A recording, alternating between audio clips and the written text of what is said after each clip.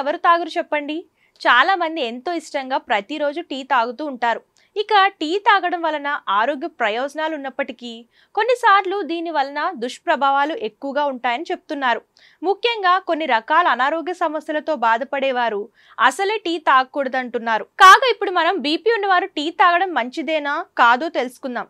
BP ఉన్నవారు tea తాగడం ఆరోగ్యానికి అస్సలే మంచిది కాదు అని చెప్తున్నారు ఆరోగ్య నిపుణులు. ఎందుకంటే టీలో కెఫిన్ ఎక్కువగా ఉంటుంది. అందువల్ల దీన్ని ప్రతిరోజు తాగడం వలన ఇది రక్తపోటును పెంచడమే కాకుండా ఇది శరీరంపై కూడా తీవ్ర ప్రభావాన్ని చూపిస్తుందట. బీపీ ఉన్నవారు టీని అతిగా అస్సలే తాగకూడదంట. దీని వలన రక్తపోటు పెరిగే ప్రమాదం ఉంటుందట.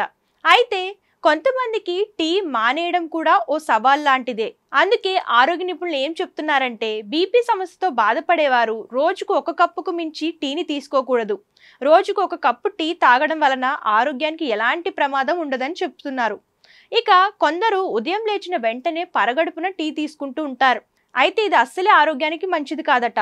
దీనివలన గుండెల్లో మంట, అసిడిటీ సమస్యలు వస్తుంటాయి. ఇక రక్తపోటు నియంత్రణలో ఉండటం లేదు అని అనుకునేవారు పూర్తిగా టీ తాగడం మానేయాలని చెప్తున్నారు నిపుణులు.